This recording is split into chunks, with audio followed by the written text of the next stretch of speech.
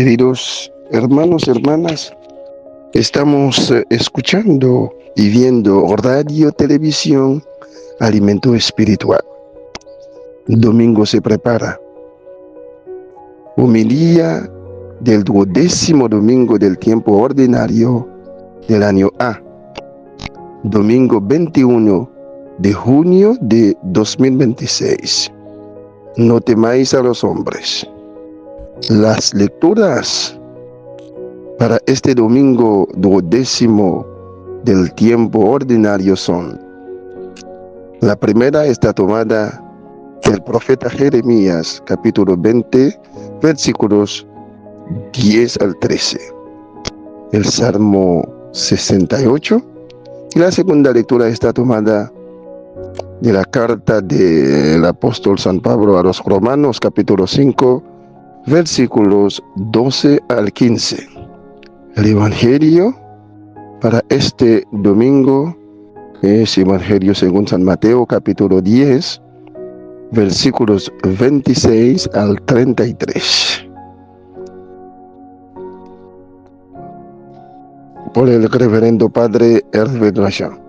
Queridos hermanos y hermanas, las instrucciones que Jesús da a los 12 parecen inspirarse en la actitud de Jeremías en la primera lectura.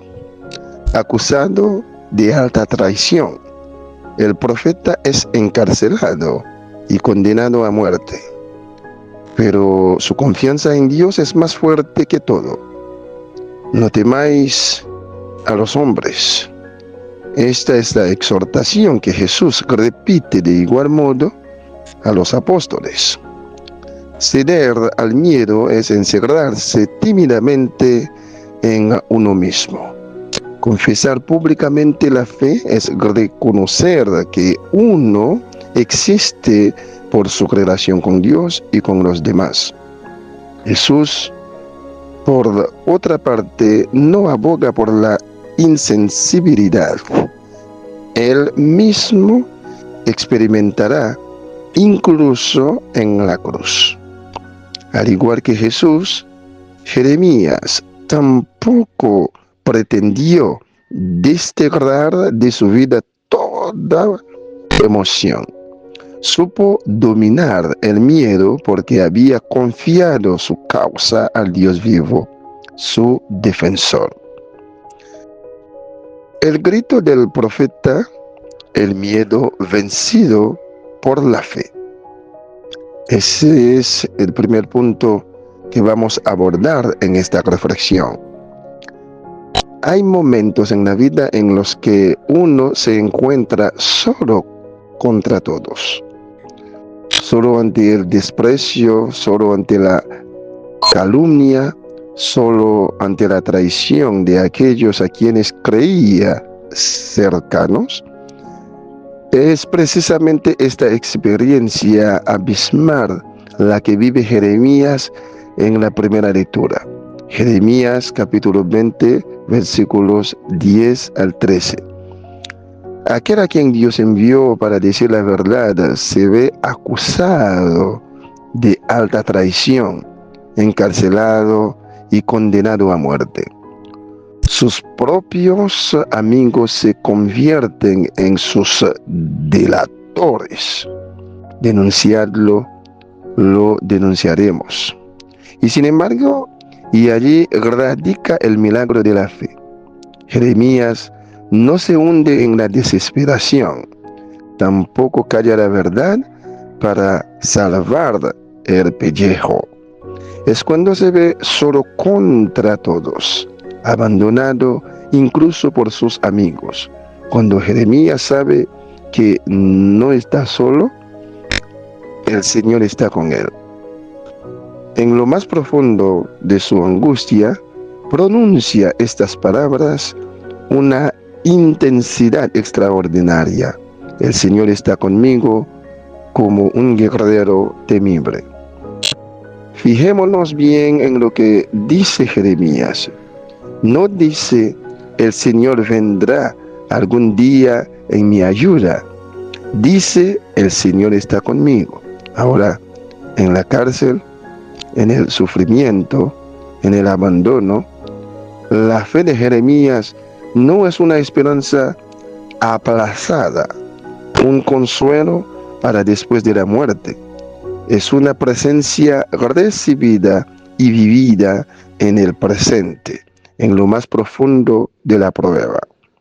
Jeremías se convirtió así en el arquetipo de los oprimidos a causa de la palabra de Dios.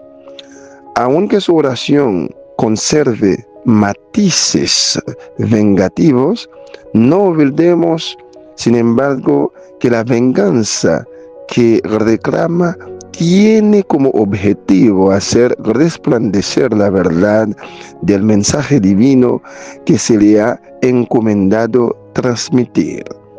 La palabra de Dios perturba tanto a quien tiene la misión de anunciarla como a aquellos a quienes va dirigida. Nadie sale indemne de esta confrontación, ni quien escucha la palabra, ni quien la anuncia.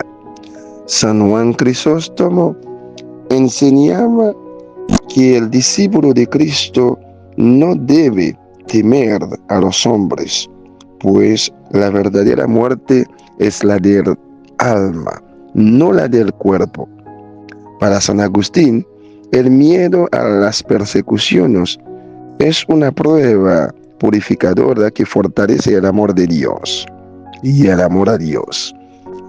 Los cabellos de nuestra cabeza están contados, lo que significa que la providencia vela por nosotros hasta en los más mínimos detalles de nuestras vidas.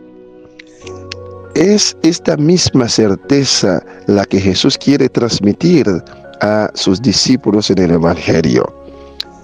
Y es esta misma certeza la que estamos llamados a hacer nuestra hoy. El segundo punto que vamos a reflexionar en este domingo es: no temáis, la triple exhortación de Jesús. El Evangelio de hoy tiene una estructura notable. Por 3 veces Jesús repite a sus discípulos: no temáis. No se trata de una repetición retórica, es una progresión espiritual, una pedagogía divina que va de lo exterior a lo interior, de lo visible a lo invisible, de lo temporal a lo eterno. Primera razón para no temer: la palabra de Dios es invencible.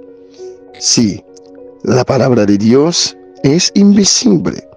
Lo que os digo en la oscuridad, decidlo a plena luz. Lo que oís al oído, proclamadlo desde los tejados. La buena nueva no pertenece a los discípulos, pertenece a Dios. Tiene su propio poder, su propia fecundidad. Los hombres pueden encarcelar a los mensajeros, pero no pueden encarcelar el mensaje. La historia lo atestigua con una elocuencia conmovedora. Algunos imperios intentaron sofocar el Evangelio, y el Evangelio las ha sobrevivido a todos. Segunda razón para no temer: la muerte del cuerpo no es la muerte del ser. No temáis a quienes matan el cuerpo, pero no pueden matar el alma. Estas palabras de Cristo cambian radicalmente nuestra perspectiva. Nos recuerdan que nuestra existencia no se reduce a su dimensión biológica.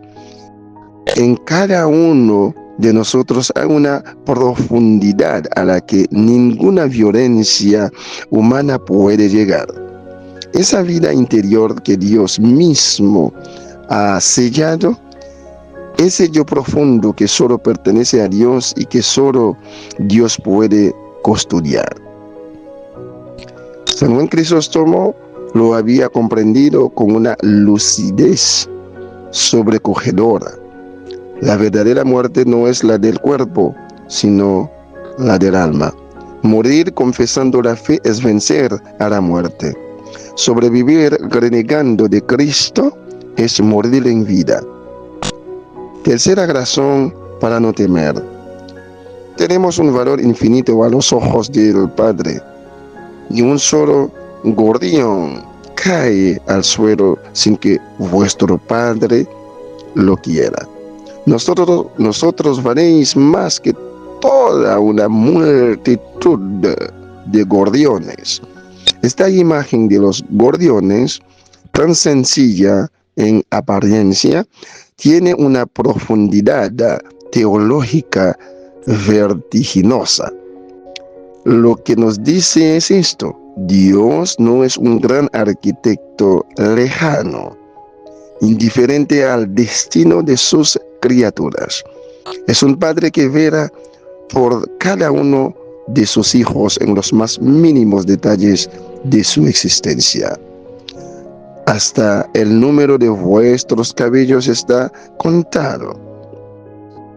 Ante esta solicitud divina, el miedo a la mirada humana se vuelve insignificante. Ante las pruebas y la incomprensión, Jesús nos pide que no cedamos al miedo, pues nuestra verdadera seguridad no reside en la aprobación del mundo, sino en el amor eterno de Dios. Salmo 68 expresa el clamor de un creyente rechazado por su fe.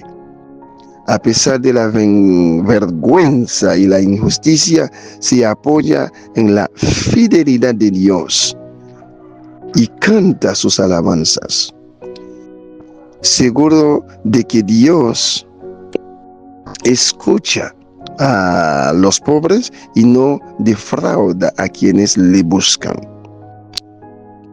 El tercer punto que vamos a abordar en esta reflexión es: la gracia abunda allí donde abundó el pecado. La segunda lectura, Romanos capítulo 5, versículos 12 al 15, nos abre un horizonte aún más amplio. San Pablo, en la epístola a los romanos, nos presenta dos figuras que resumen toda la historia de la humanidad: Adán y Cristo.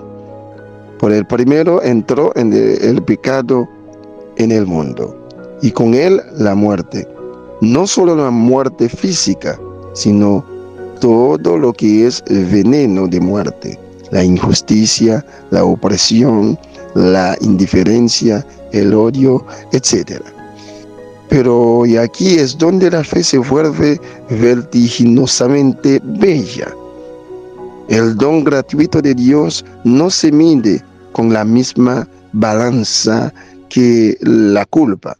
Pablo no escribe simplemente que la gracia compensa el pecado, escribe que sobreabunda. Es una lógica de la desmesura divina. Un amor que no conoce por proporción, una misericordia cuyo mismo exceso supera toda comprensión humana. Esto tiene una consecuencia práctica y consoladora para nuestra vida de discípulos. Nuestros gestos de amor, nuestros actos de fidelidad, nuestro valor en el testimonio, por muy modestos que nos parezcan, nunca son vanos ni carecen de efecto. Forman parte de esta sobreabundancia de gracia que en silencio transfigura el mundo. Allí donde desesperamos de poder cambiar algo, la gracia obra. Allí donde pensamos que el mal es más fuerte, la resurrección de Cristo ya ha dictado la sentencia definitiva. Jesús es el nuevo Adán que repara a la humanidad. Mientras que la desobediencia de Adán trajo la muerte, la obediencia de Cristo en la cruz devolvió la vida, rompiendo la cadena del pecado original. El cuarto punto que vamos a reflexionar sobre este domingo es ir a contracorriente, el reto del cristiano hoy en día. Hermanos y hermanas, estos textos no son palabras del pasado, nos hablan con una actualidad candente. Vivimos en una sociedad que valora el conformismo, la aprobación social y la popularidad. La mirada de los demás se ha convertido en una tiranía suave, pero temible. Ya no se encarcela a los cristianos en nuestras tierras, al menos por ahora, pero se les margina, se les ridiculiza, se les tacha de ingenuos o de arcaicos.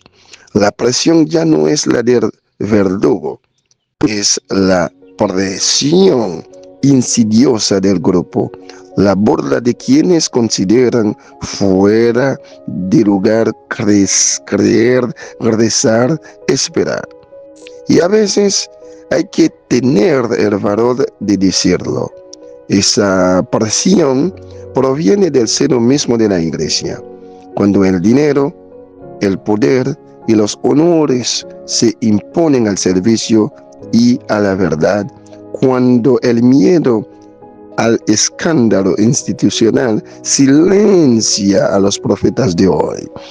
Entonces resuena más que nunca la palabra de Jesús: lo que oís al oído, proclamadlo desde los tejados. Al igual que Jeremías en su día, el discípulo fiel puede encontrarse solo, incomprendido, marginado. Pero al igual que Jeremías, sabe o está llamado a creer con todas sus fuerzas que el Señor está con él como un guerrero temible. Y esa presencia vale infinitamente más que la aprobación del mundo entero. Y el bautismo nos hace partícipes de la victoria de Cristo. Ante nuestros retos cotidianos, la fe no es la ausencia de pruebas, sino la certeza de que el amor de Dios es más fuerte que el pecado y el miedo. No temamos, pues, anunciar la buena nueva del reino a tiempo y a contratiempo. No tengamos miedo de ir a contracorriente. Anunciar el Evangelio a tiempo y a contratiempo significa que la palabra debe proclamarse cuando el público está dispuesto a escucharla, pero también cuando es rechazada o ignorada. Es aceptar dar testimonio con nuestras palabras y nuestra fidelidad, incluso cuando nuestro entorno nos es hostil. Como subrayaba San Juan Crisóstomo, la predicación de la verdad a menudo atrae el odio de los poderosos, pero es el único camino hacia la verdadera libertad. San Agustín nos recuerda que estas pruebas purifican nuestro amor por Dios, nos obligan a depender únicamente de Él. Anunciar el Evangelio nos llama a la radicalidad. Ante un mundo y una iglesia en los que el dinero y el poder a veces ahogan la justicia, Cristo nos invita a rechazar el miedo. Jesús repite con fuerza: no temáis.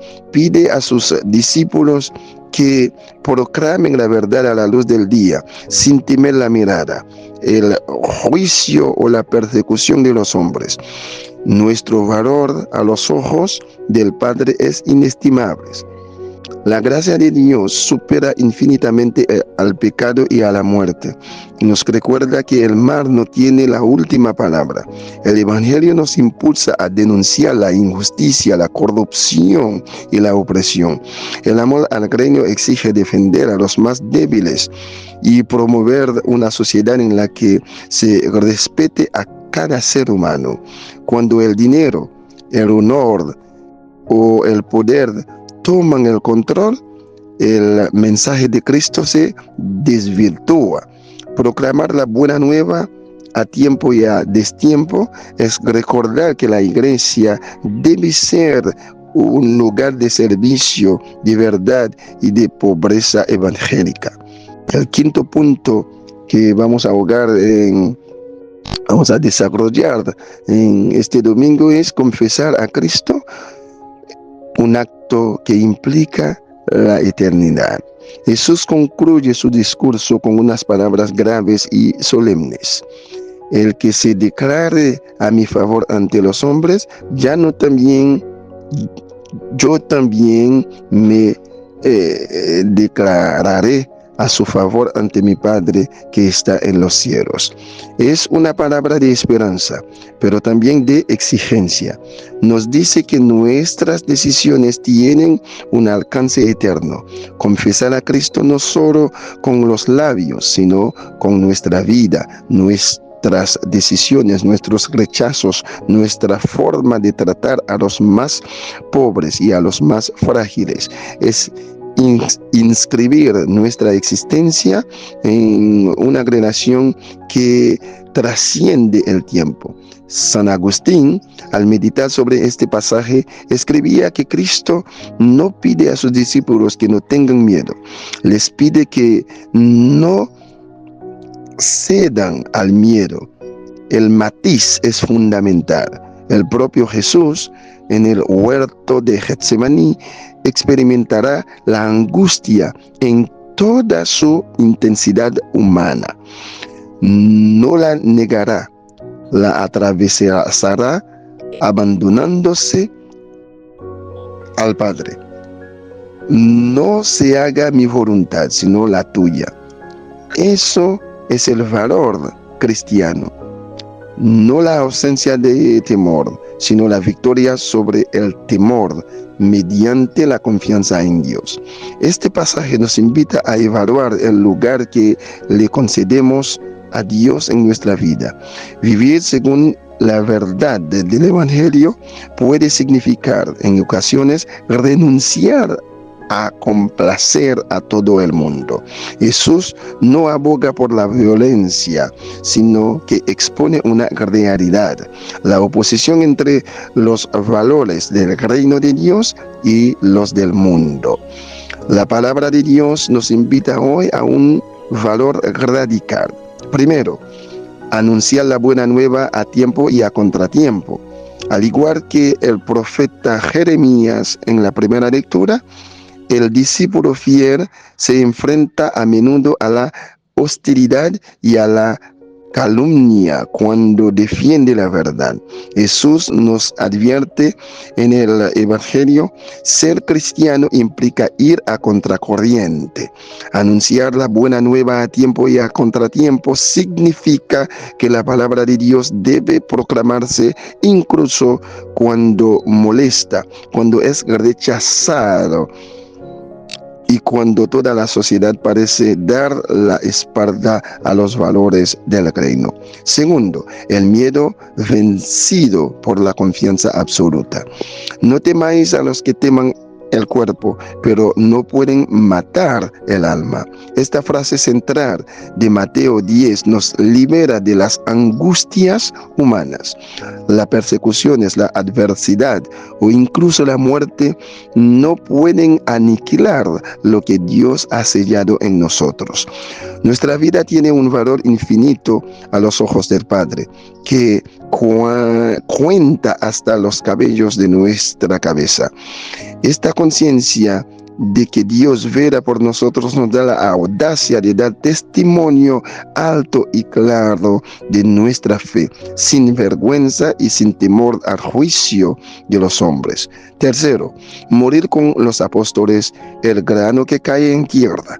No temamos morir como los apóstoles, pues eso significa aceptar perder nuestra vida para encontrarla en Cristo.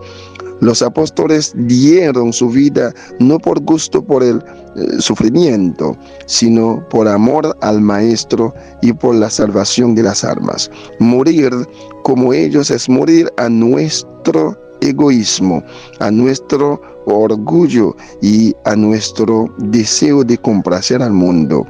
Es aceptar el martirio cotidiano del testimonio, sabiendo que la muerte no es un final, sino la puerta abierta hacia la resurrección y la vida eterna. Cuarto, el miedo no tiene la última palabra. Hermanos y hermanas, en este domingo la palabra de Dios nos invita a un valiente examen de conciencia. ¿A qué le tenemos miedo? ¿Miedo a la mirada de los demás? ¿Miedo a que nos marginen? ¿Miedo a perder nuestra comodidad, nuestra reputación, nuestra seguridad? ¿Miedo a decir la verdad cuando molesta? Estos miedos son humanos, son reales. Jesús no les menosprecia, pero nos llama a superarlos, apoyándonos en aquel cuya presencia es más fuerte que todas nuestras angustias juntas. Porque en el fondo el Evangelio solo nos pide una cosa: confiar. Confiar en un Padre que cuenta los cabellos de nuestra cabeza. Confiar en Cristo resucitado, que ha vencido a la muerte y que camina con nosotros en todos nuestros caminos. Confiar en un Espíritu que pone en nuestra boca las palabras adecuadas en el momento en que las necesitamos. Pues bien, si proclamemos a los cuatro vientos lo que nos han susurrado al oído, demos testimonio de nuestra fe, no con arrogancia, sino con la suave firmeza de quienes saben que son amados con un amor eterno. Naveguemos a contracorriente, no por orgullo, sino porque la verdad del reino vale infinitamente más que la aprobación del mundo. Y si alguna vez nos vence el miedo, y nos vencerá. Recordemos a Jeremías en su prisión, a Pablo encadenado, a los apóstoles ante el Sanedrín, y sobre todo recordemos a Cristo en la cruz, que venció el miedo supremo diciendo: Padre, en tus manos encomiendo mi espíritu. Ahí está nuestra fuerza, ahí está nuestra esperanza, ahí está nuestra libertad. Queridos hermanos, hermanas, feliz 12º domingo del tiempo ordinario. Que las palabras y esta reflexión de Dios para este domingo nos ayude a ser cristianos auténticos. Gloria al Padre, al Hijo y al Espíritu Santo, como era en el principio, ahora y siempre, por los siglos de los siglos. Amén.